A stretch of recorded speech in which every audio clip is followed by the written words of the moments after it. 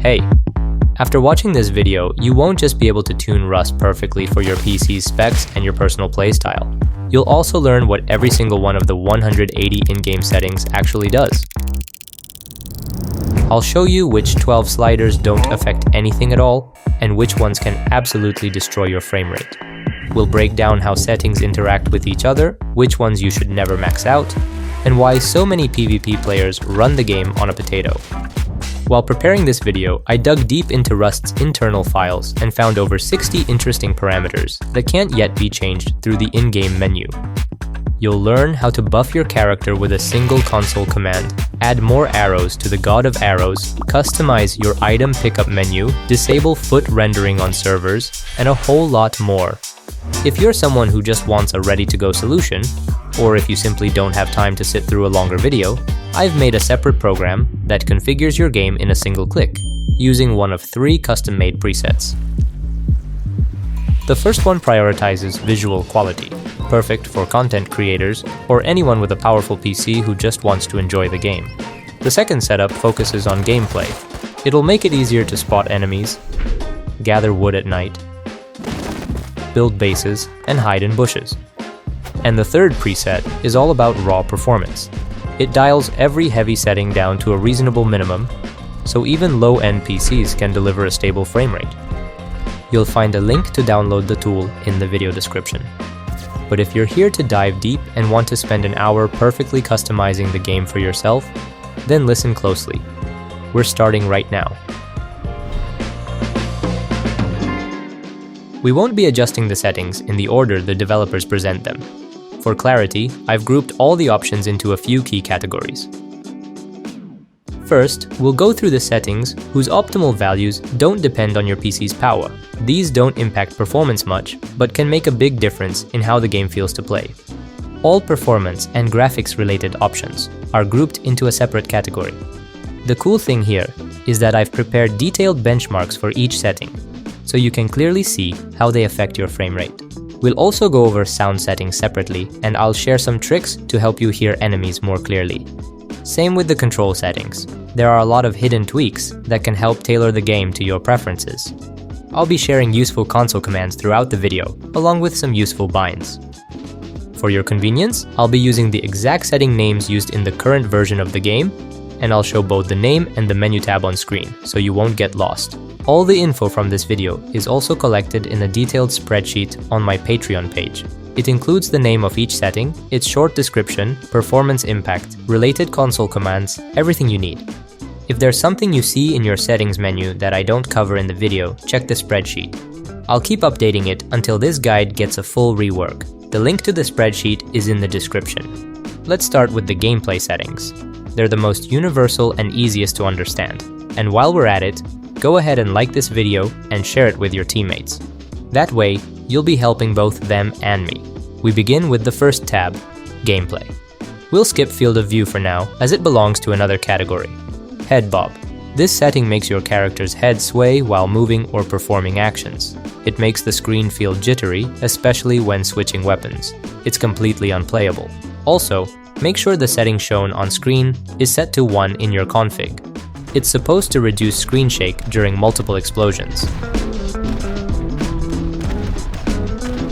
To change any console variable in Rust, simply press F1 and type the command into the console tab.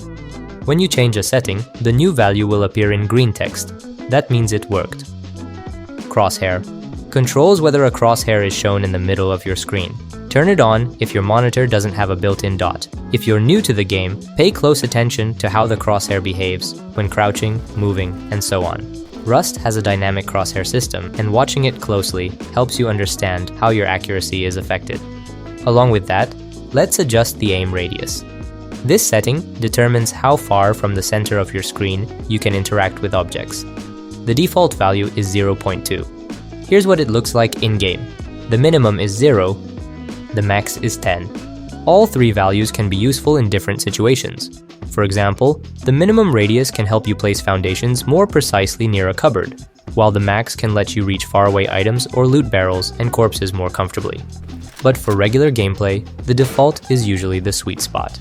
To combine all three values into a single toggle, here's a handy bind you can copy from the video description. Paste it into the console, and now when you press L, the aim radius will cycle through preset values and notify you in chat. Another useful tweak is the hold time setting. It controls how long you have to hold a key to open the radial menu. I recommend setting it to 0.1. Hit marker.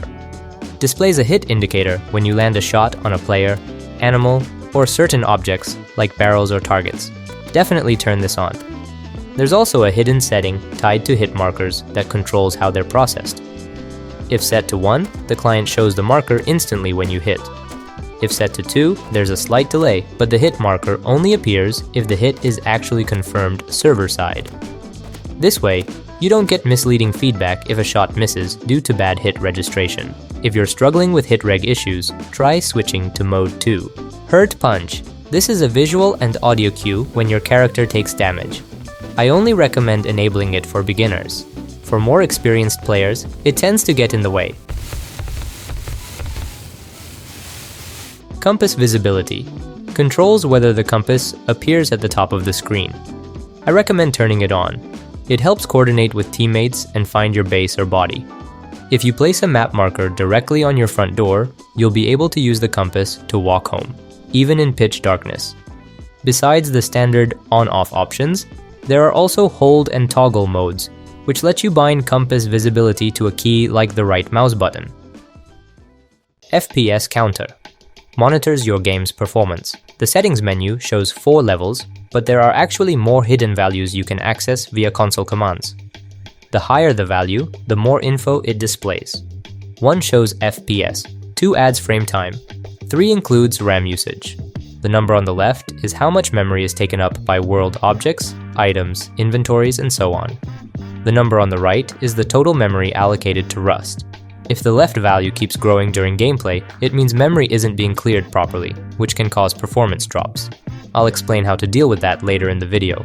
4 adds server ping. 5 shows the number of invokes. The more invokes, the heavier the server load, and the more strain on your PC. In the main menu, invokes rarely go above 10. On an empty vanilla server, you'll see around 350. On overloaded modded servers, it can be over 1,000. To the right of that, you might also see how many skins are loaded into memory and how many background tasks are running.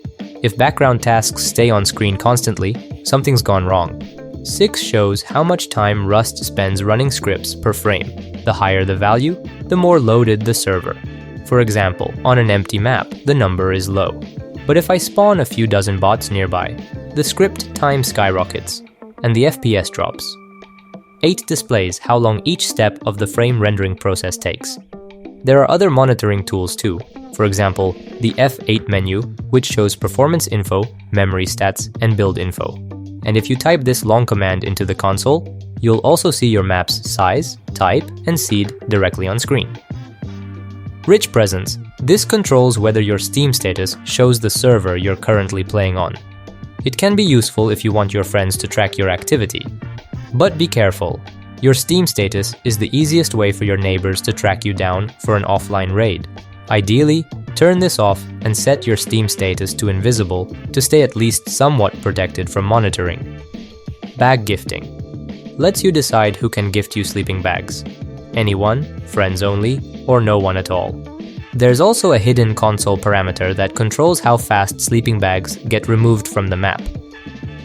Show building blocked highlights the building block zone on the map with a bold line. This is really useful for quickly finding a spot for your base near rad towns. Leave this on. Show building preview displays your teammates' build previews. Can be quite useful in certain situations. I recommend setting it to always. I/O arrows toggles the display of inputs and outputs for electrical components, pipes, and hoses. Keep it enabled. You can fine-tune it through the console. 0 disables all arrows. 1 shows arrows on both placed and currently placing items. 2 and 3 show arrows only on placed items or only on ones you're currently placing. If you want to show not just input-output, but also secondary connections, set this other parameter to 0. Show range volumes draws a sphere or hemisphere around objects like auto turrets, sprinklers, and ceiling lights. This is helpful when building farms or trap bases, but I recommend enabling it only when needed. Deployable snapping, a newer setting that lets placeable items snap to each other while building. Super useful for tightly placing furniture, especially boxes and furnaces. Turn it on. Nudity determines how nude characters are displayed. The best option, in my opinion, is to show underwear. It's the most high contrast and helps with visibility, but sometimes it can make the weapon warning armband less noticeable. Also note, if a player uses custom underwear, it will show up for everyone, no exceptions. You can change your own underwear anytime by clicking the button in your inventory. Hide signs disables all player-drawn images in the game, including paintings, banners, signs, and the egg suit. Sometimes useful for spotting bush campers. With this bind, you can disable sign images temporarily while aiming. There's also this command that adjusts the undo buffer size when editing signs. Very handy for in-game artists. The higher the value, the more drawing actions you'll be able to undo. Show blood, great for beginners. When you take damage, the screen flashes red, helping you track your health more easily. For experienced players, I recommend disabling it so you don't lose visibility at low HP. And here we are, the first two rotten settings in the game: internet audio streams and sensor recordings. These were originally meant to control boomboxes, radios, and other in-game audio players. But after licensing issues with copyrighted music, all internet streaming was disabled, which means these settings no longer do anything. Yep, you heard that right. The devs completely reworked the menu, but never bothered to remove these outdated, useless options. And trust me, we're gonna run into more of these. Limit flashing. Disables certain light flickering effects. Definitely turn this one on. It now fully disables strobe lights, which can absolutely wreck your frame rate. By the way, there's also a separate console command to disable strobes specifically. Streamer mode hides server names and replaces player names with random ones. And it's not just for streamers. Every player's nickname in Rust is unique and easy to memorize.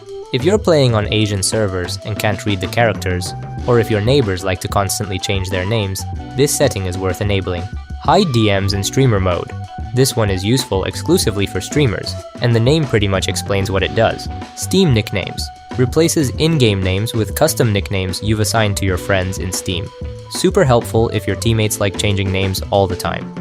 Just open your friend's profile, assign them a nickname, and if this setting is enabled, Rust will always display that nickname instead. Max Gibbs, the only gameplay setting that can noticeably affect performance. It controls the debris shown when building parts are destroyed. The lowest value available in the menu is 0, which means no more than one destroyed item is rendered at a time.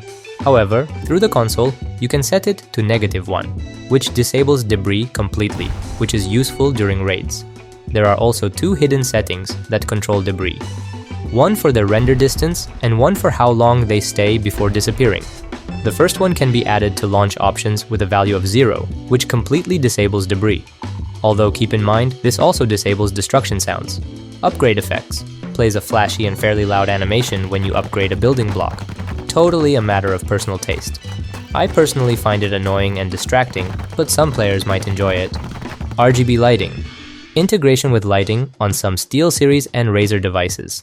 It changes your keyboard, mouse, or headset lighting depending on what's happening in-game. There are 3 related settings, one in the main menu for brightness, and 2 others to fine-tune the color tones. Now we move to the user interface tab. Language controls the UI language. Pretty self-explanatory. User interface scale. My recommendation here hasn't changed. It depends on your monitor's diagonal size. A 21-inch screen matches a scale of 1.0.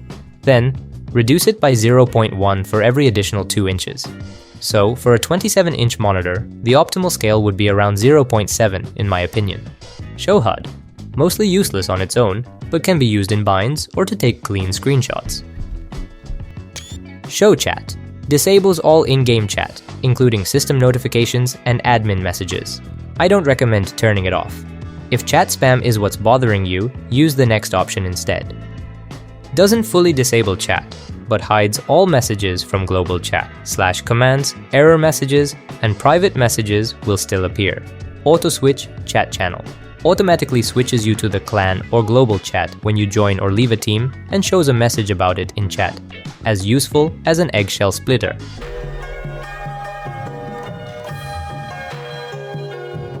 Version text displays a small translucent version number in the bottom corner. It serves no real purpose for regular players, so I recommend turning it off. I also suggest turning off the error display in the top left corner of the screen. There's a separate console command for that. Player name tags, definitely keep this on. Without it, the game becomes borderline unplayable, even in solo. This setting shows player names as well as the dots above their heads, extremely useful in many situations. Game tips. A misleading setting. Players often think it controls pop-up tips, but it actually doesn't. It only controls those little objectives that appear in the top left corner. Even for beginners, those tasks are pointless. Just turn this off. As for the actual pop-up tips, unfortunately, they can't be fully disabled anymore, but you can get rid of some of them. For example, cargo ship, Chinook, and airdrop alerts. Use the console command shown on screen. This can be helpful for content recording. Inventory player model. I highly recommend not turning this off, especially for beginners. Without the model, it's much harder to keep track of your gear. You might run into a fight with no armor on. Disabling it can improve FPS in the inventory screen, but honestly, who needs high frame rate in their inventory? One thing you can and should turn off though is the leg model, the view of your own legs in first person. There's a console command for that. Disable it and enjoy much cleaner aim when shooting downward. Hide text while in ADS. This setting shifts and darkens UI elements while aiming down sights, making it easier to see. Super useful when shooting through narrow gaps like reinforced doors. Block emoji animations, and block server emoji. All three control how emojis are displayed in the in-game chat, including custom ones added by server admins. Whether you disable them is up to you. Death marker on compass. A handy feature that helps you find your body in bushes or at night. Highly recommended. Show use bind, a relatively new setting. Disabling it reduces screen clutter. Beginners should leave it on, but more experienced players may want to turn it off. Interaction crosshair mode works similarly to the previous setting. It lets you hide not just the interaction bind key, but also the text and even the icons on your screen. It's a personal preference, but I wouldn't recommend hiding the icons. Show belt bar binds shows numbers under your hotbar slots. Might be useful if you use custom key binds. Numbered map markers automatically assigns a number to each new map marker. Personally, I find the numbers annoying, so I keep them off, but some players find them helpful. Default map marker color lets you set a single default color for all new markers. Doesn't prevent you from manually changing icons or colors later. For more precise map control, I suggest checking out these hidden settings. They control whether quests, sleeping bags, and vending machines appear on the map. But the most useful map setting, both for beginners and for chads, is auto-centering the map on your character. Set up this bind. Now, whenever you open the map, your character will always be centered. Allow Discord provisional account. Lets you avoid linking your personal Discord account to the game. Now we move to the Gestures tab. Here, you can assign specific emotes to different slots. Overall, this menu could be considered useless, if not for one absurdly long and unpronounceable command. When enabled, it lets you add admin binds to your gesture wheel, useful for cinematic shots or just to mess with friends on servers where you have admin permissions. We're not touching sound, control, or graphics settings yet. Next is a full section for adjusting the colors of various bright UI elements, like the bottom right status bars, player name colors, building outlines, lasers, etc. Out of all these, the only one I really recommend adjusting is the tree marker color. Set it to orange, it makes the X marks more visible at night. Also, the esports guild says blue crosshairs make aiming easier. Whether that's true or not, I'll leave it up to you. By the way, IO input and output arrow color, that's for those same arrows on electrical and industrial objects we enabled earlier. Block inventory screen input. Make sure this is turned off. It lets you move while your inventory is open. UI navigation events. This is only needed if you're using a non-standard input method, like a controller. Disable it if you're on mouse and keyboard. DPV camera tilt. Controls camera tilt when driving a water scooter. If the leaning makes you nauseous, turn this off. And now, a few more hidden console commands. One controls the skin sorting order in the crafting and repair bench menus. When enabled, it sorts skins by most recently used. Another controls the crafting delay in the menu. set it to 0 to completely remove the delay when quick crafting. And then there's the overhyped one that switches your weapon hand. It has a visual bug. After changing hands, the flame from a loaded arrow disappears forever, which can make aiming a lot easier. Lastly, you can tweak how item pickup notifications appear. There are 2 commands for this. The first toggles the display mode of pickup messages. 0 is the old mode. It just shows the number of items gained. 1 is the new one. It also shows how many you already had. The second command only works in the new mode and splits each item into a separate notification, showing them one by one. This all comes down to preference. Personally, I find the current default cleaner, but I'm sure some of you out there are loyal fans of the classic version that spams the entire screen. Let's start by locking in a performance baseline with a completely blind benchmark test. Open Steam, right-click Rust, and choose Browse Local Files to open the game's directory. Download the archive called Benchmark from the link in the video description and extract it right into that folder. Enter this console command and wait about 3 minutes. The game will automatically run a performance test using your current settings and save the results to a separate file. We'll come back to that file later to compare before and after results. When tuning your graphic settings, never rely on how the game feels or what FPS you see in a specific scene. Those impressions are usually misleading. If you really want to know whether your FPS improved or not, you need a proper benchmark. Next step, turn all graphics settings down to 0. Everything you see in the graphics and image effects tabs. Set it to the lowest or first value. Also, open your launch options and make sure the field is completely empty. If there's anything written there, delete it all. Let's move on to the actual graphics optimization. Again, there's no need to join a server at this point. You can't objectively assess FPS differences without proper testing, so just trust my benchmarks if you want the best result. First, let's set your field of view in the Gameplay tab. I recommend setting it to the maximum. This gives you the widest view and lets you spot more objects in your surroundings. To compensate for the zoomed out feel, I suggest setting up this bind. When you hold the assigned key, your FOV will temporarily drop to 70, basically giving you a binocular effect. I personally use the side button on my mouse, super convenient. You can also try setting this console command to 0. It slightly changes how weapons are displayed in your hands.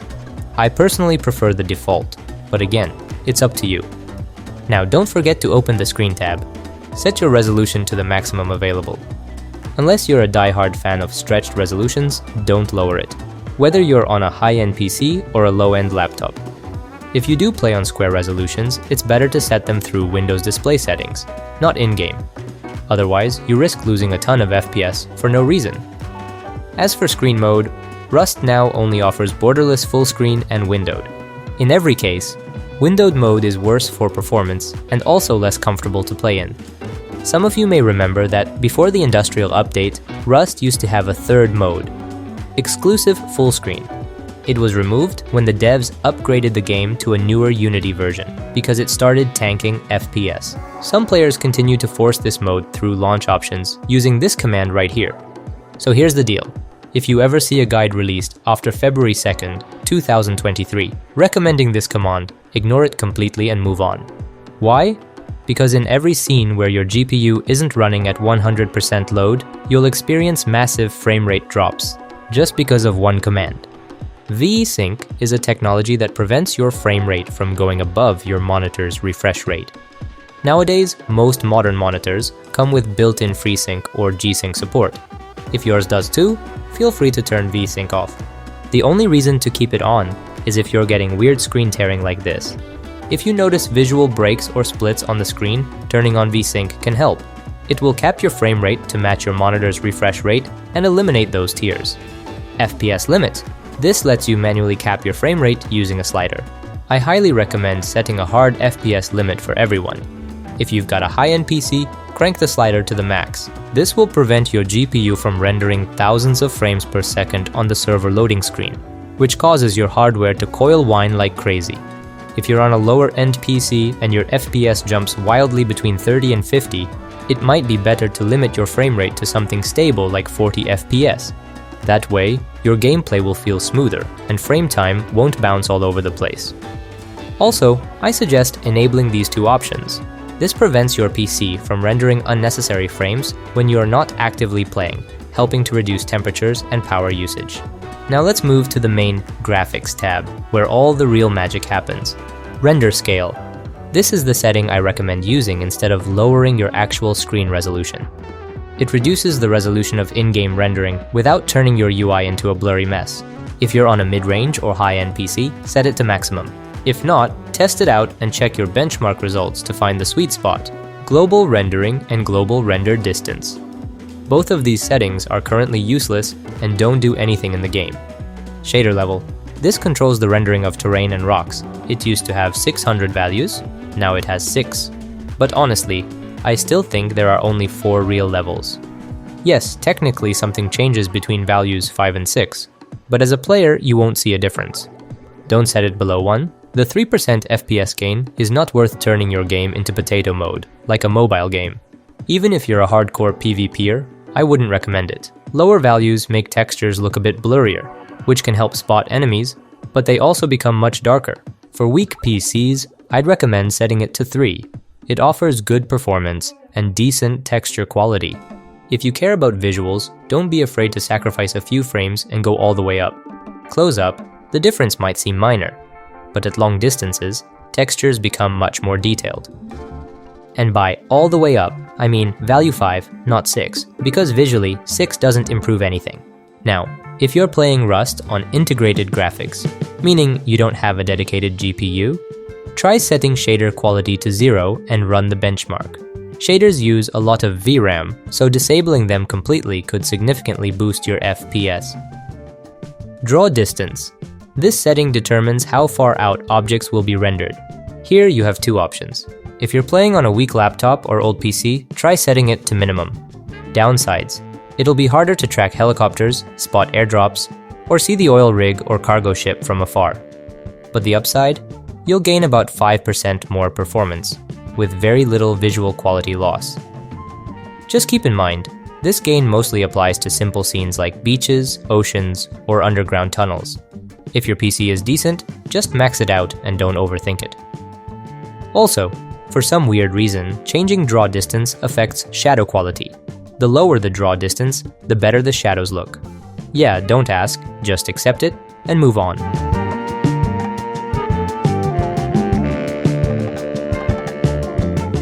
Parallax Mapping. Another useless setting. It used to simulate a fake 3D ground effect and would tank your frame rate, but it no longer works at all. Turn it off and move on. Water Quality. This setting changed after storms were introduced. It now affects only salt water, meaning oceans, and has no effect on rivers, lakes, oases, or swamps.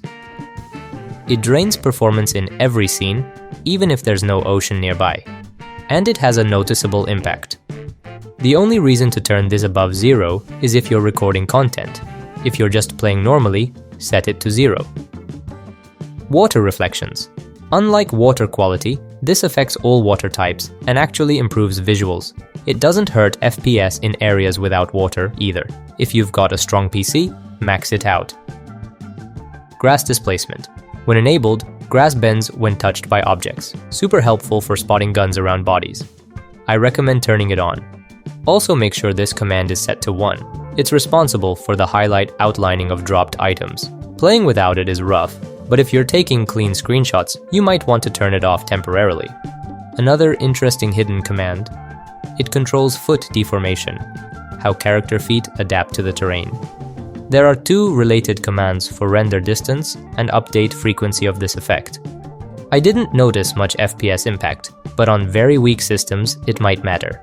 If you want to squeeze out a few extra frames, or you're bothered by the weird foot movement, feel free to turn it off. You can also try disabling this one. It's responsible for subsurface light scattering on characters. When enabled, it makes player models look a bit more 3D and natural. Let's go back to the menu and give the grass some volume by enabling grass shadows. This setting isn't very demanding, but it makes the image noticeably more pleasant. NVIDIA Reflex Mode.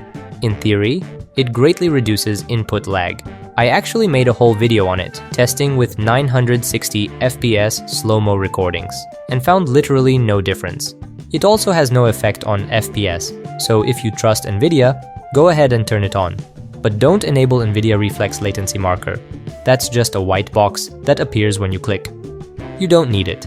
Precise Terrain Billboards, a new setting that affects neither visuals nor performance, not even worth commenting on. Just turn it off. Soft Particles. When off, you get this soft glowing effect around fire that actually looks pretty awesome. It has zero impact on FPS. The esports crowd turns it off. Everyone else? Turn it on and enjoy the fiery visuals. Pixel Light Count.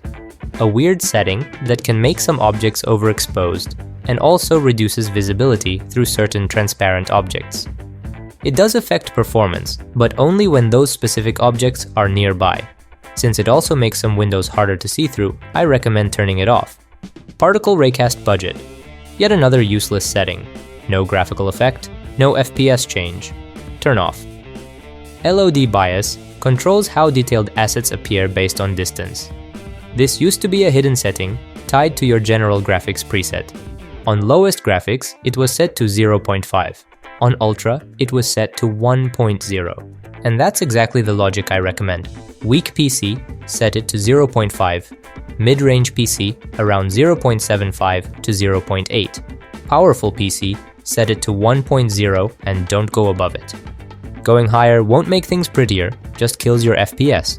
This setting also affects animal render distance. But don't worry, even at 0.5, animals will still render from tens of meters away. Texture Mipmaps, arguably the most important graphics setting. It controls texture quality for buildings, rocks, characters, inventory icons, and more. Set it based on your GPU. Weak 1/4 resolution, mid-range PC, half resolution, top-tier GPU, go full resolution. Integrated graphics, minimum textures only. This slider eats a lot of VRAM, so scale accordingly. Anisotropic Filtering. Improves how flat surfaces look at an angle, like terrain or structures. Its effectiveness depends on your shader quality and object quality settings. If you're playing on minimum settings, you won't notice any difference at all. If your system isn't ancient and you're not on lowest settings, I recommend turning it on at least a little bit. As for the filtering mode, don't worry about it. I had to use a magnifying glass and still barely saw any difference between modes. What really matters is the level.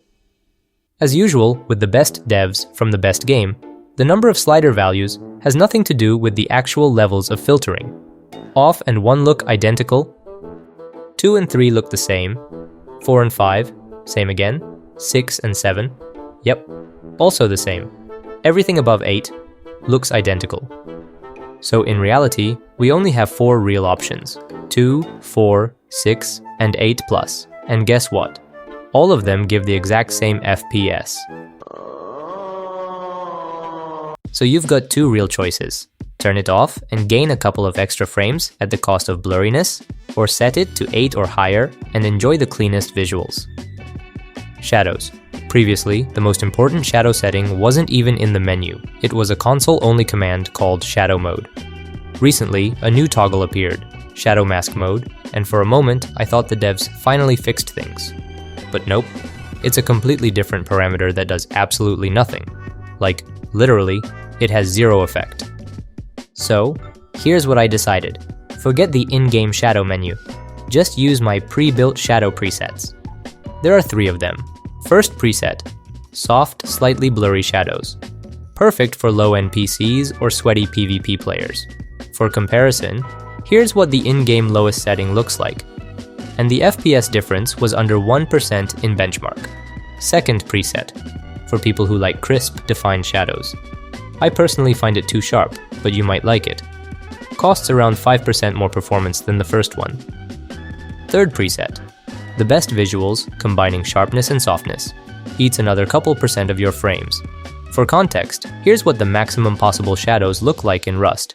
And guess what? They consume 12% more FPS than the third preset. Yes, you heard that right. The visual difference between this and this equals 12% FPS gone. All thanks to using that same Shadow Mode console command that still hasn't been added to the menu. I've written a full step-by-step guide for setting up each of these 3 shadow presets. You can find it in a post linked in the description titled Shadow Presets. The link goes to my Patreon page. Once you've picked a preset, just make sure to disable all the junk shadow-related settings: quality, shadow mask mode, and max shadow lights. That last one is especially nasty. Not only does it drain FPS when many light sources are nearby, but it can also make you blind to enemies. They'll see you, but you won't see them. Double check that this setting is turned off. For your convenience, my team and I are also working on a separate tool called Rust Tweaker. It will include all the best hidden settings, let you apply the most important keybinds without typing them manually, tweak graphics for any type of system without even launching Rust, and save load full configs. It's not finished yet, but if you're watching this video after release day, check the pinned comment. Once it's ready, I'll post a link there. Particle quality. I spent a long time trying to figure out what this even does. Turns out, it only affects how smoke from large furnaces is rendered. Set it to 0 and forget it. Object quality. This affects how rocks and buildings are drawn. Don't go above 150, especially on build-heavy servers. High-end PC set to 150, mid-range 70 to 100, low-end 30 to 50. Tree quality. Improves the look of trees and increases their render distance. Set it to the same value as object quality. If you're taking screenshots or recording content, you can use the console to push this way above max, even up to 500. But performance will tank accordingly. If you're a competitive player, I also recommend turning this up, so trees render from farther away and enemies can't hide behind flat billboards. Max tree meshes. This controls how many trees can be drawn at the same time. It's not that useful and it kills frame rate when raised too high. Keep it below 50. Also, don't forget this hidden setting.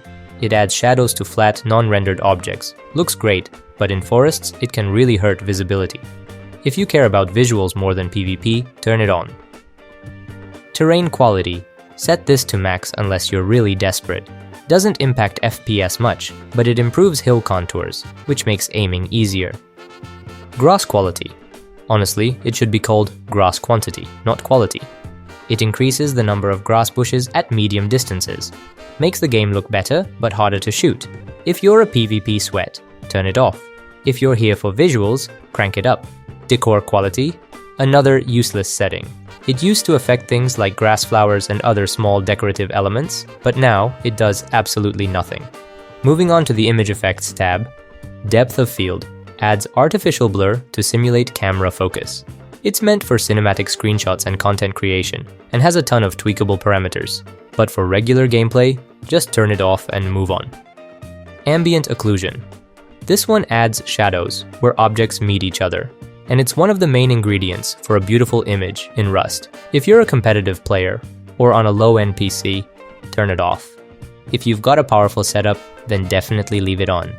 If your rig is somewhere in the middle, you'll need to decide whether you want 6 to 7% more FPS or better looking shadows. High quality bloom and lens dirt. Surprisingly, both of these also no longer work. They have no visible effect on graphics or performance. Motion blur. Smooths out transitions between frames, adding a sort of blur when turning the camera quickly. Don't use this if you ever experience stutters or frame drops. Any freeze will massively blur your screen and make things uncomfortable. If your performance is rock solid, feel free to experiment. By itself, this setting doesn't affect performance much. God rays. Those sunbeams coming through trees or buildings. Nice to look at, but not really necessary. If you're here to play, not gawk at graphics, just turn it off. Sharpen artificially increases image clarity. Highly recommended for everyone. Makes it easier to spot enemies with 0 FPS cost. Vignetting darkens the edges of the screen. Completely useless, just disable it. Hurt flash blurs the edges of the screen at low health. Just another thing that reduces your visibility. Blood overlay adds a red tint to the screen when you're low on health. It only works if hurt flash and show blood are both enabled. But since we're disabling hurt flash, this won't even work. Just turn it off too. Now we move on to the final graphics tab. Experimental. Occlusion culling. This one should be enabled. It tells the game not to render objects that are completely hidden behind others, which improves performance. If, for some reason, enabling it causes stuttering, turn it back off, but that's very rare. Also, check your console settings. Make sure safe occlusion culling is disabled. If you ever accidentally turned it on, it could be stealing FPS to this day. Context shadows. Only enable this if you've got a top-tier PC. Despite looking simple, this setting can tank performance, even though it does improve visual richness. Automatic processor affinity. Keep this enabled, unless you really know how to manually assign threads on your CPU. If you want a deep dive on this and the two related options, check the link in the description titled CPU Affinity. GC Buffer.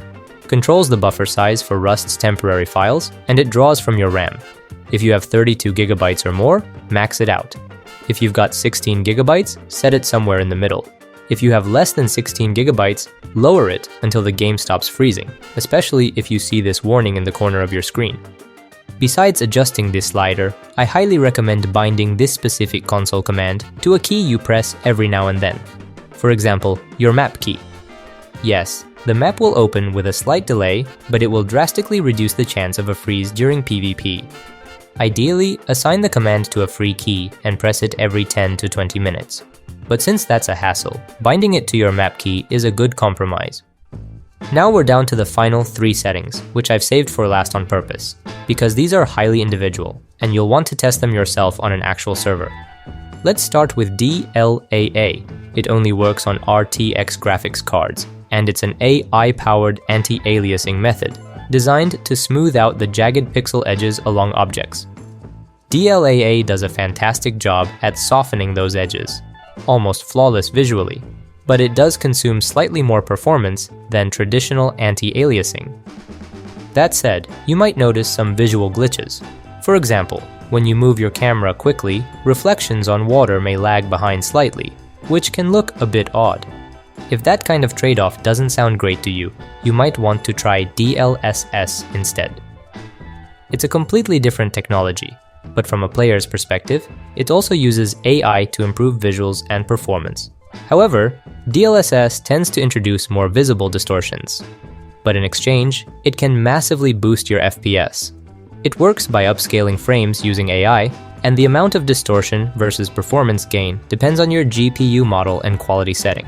The only DLSS mode I'd personally recommend testing is quality mode. Other modes introduce too many artifacts. Technology! But in quality mode, the FPS gain can be significant, and image distortion is barely noticeable. So who is DLSS actually for? I'd say it's best for people with powerful PCs and high refresh rate monitors, who are already pushing 150 plus FPS. DLSS can bump you from 150 to 200 FPS, while keeping the visual glitches to a minimum. For example, my monitor runs at 165 Hz, and my PC delivers 140. I enable DLSS in quality mode, and in that case, it actually helps. But outside of those specific scenarios, your best bet is to stick with traditional anti-aliasing. No AI, just the regular stuff.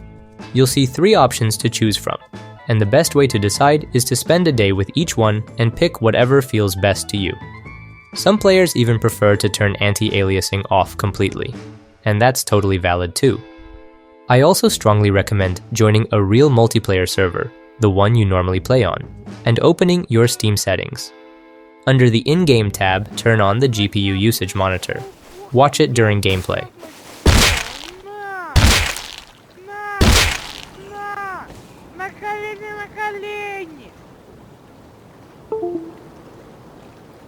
And if your GPU load doesn't hit 95%, you can safely increase a few settings you were unsure about. It'll have little to no impact on your FPS. Here's a comparison. These clips show minimum and maximum settings, both recorded on a Core i5. As you can see, when the GPU isn't fully loaded, the frame rates are nearly identical. The goal is to push your GPU as close to 100% usage as possible.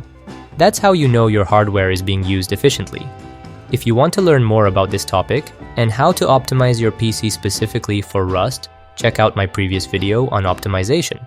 And now that we've made it through the main part of the video, I want to say a huge thank you to these amazing people. After the last upload, over 100 people joined my Patreon, which gave me the motivation to make this video and release some really helpful tools for you guys.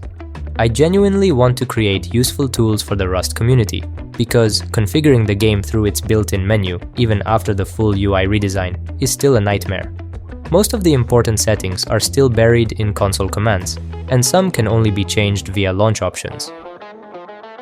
Once all your graphics settings are dialed in, it's time to run a benchmark. Restart the game, enter the same command you used before the tweaks, and when the benchmark finishes, go to the benchmark folder and compare the results. Since I didn't have any default settings to compare against, because I've been working on this video for over 4 months, I used the Ultra preset as my baseline. Here's the difference between Ultra settings and the custom preset I use for recording my videos. Let me know in the comments if your frame rate improved, and whether your visuals got better after applying the settings. Now let's move on. All control settings live in a separate tab, but just like always, there are plenty of hidden parameters that you can't access through the in-game menu. Settings like mouse sensitivity, aiming mouse sensitivity, and vehicle sensitivity should be pretty self-explanatory. Y-axis flips. Just turn it off without even thinking. But auto-transmit voice might actually be useful. It keeps voice chat always on, so you don't have to hold the push-to-talk key. There's also a hidden command that lets you test your mic inside the game. Just enable it, and you'll hear yourself exactly how other players hear you. Turning off this option disables megaphone auto-transmit, which can also be handy in certain situations. The next 4 settings let you switch between toggle and hold behavior for various actions, like whether something activates on press or on hold. For beginners, I recommend leaving those as is. There's also a hidden setting that makes your character automatically crouch when going through tight spaces. Might be useful for new players, but personally, I wouldn't enable it. Always sprint flips the sprint walk mechanic. Holding shift makes you walk, and letting go makes you run. It's pretty convenient, since in Rust, no one really walks anyway, but it takes some getting used to. In the experimental tab, there are settings like MIDI input and sustained pedal support that let you connect a MIDI keyboard and actually play instruments in-game. And finally, the dismount delay settings let you define how long you need to hold the key to exit vehicles. I strongly recommend not setting these to 0, especially if you're new, unless you want to accidentally jump out of a helicopter mid-air or fall off your horse at full speed. Next up is a whole list of action bindings, where you can assign keys to every individual function. But I want to highlight this specific command. If you enable it and bind it to a key, you'll be able to throw items sideways, not just forward. Why would you need that? I don't know. Be creative. All that's left now is to configure your audio settings and save everything we've set up. Go to the Audio tab and go through each slider. They're mostly labeled clearly, so you shouldn't have any trouble. But let me share a few extra tips you won't find in the UI. Every audio setting can be pushed up to 500% via console commands. That can be really useful for eavesdropping on voice chat. Enter this bind, and when you press the assigned key, voice chat will become much louder, letting you hear other players from a greater distance. To hear footsteps and other quiet sounds more clearly, I recommend downloading a tool called Sound Lock. It hard limits your headphone volume, which means you can safely crank up your in-game volume, boosting subtle noises like footsteps and bushes, while loud sounds like gunshots stay at a normal level.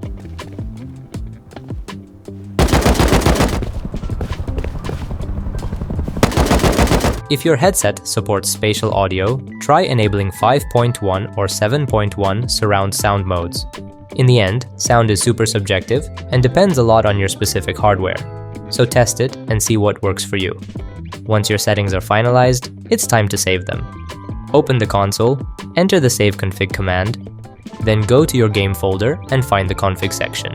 It contains all your graphics, gameplay, audio, and other settings. In the neighboring file, you'll find your controls and keybinds. Back them up to the cloud, so if you ever reinstall the game, you can restore your settings in just a few clicks. At this point, I think you can already tell how much work went into this guide. Just like with all my videos, this one contains no sponsored ads. If you want to support what I do, feel free to check out my Patreon. For the testing, I had to use 3 different PCs and spent a lot of money on hardware, but seeing your feedback makes it all worth it.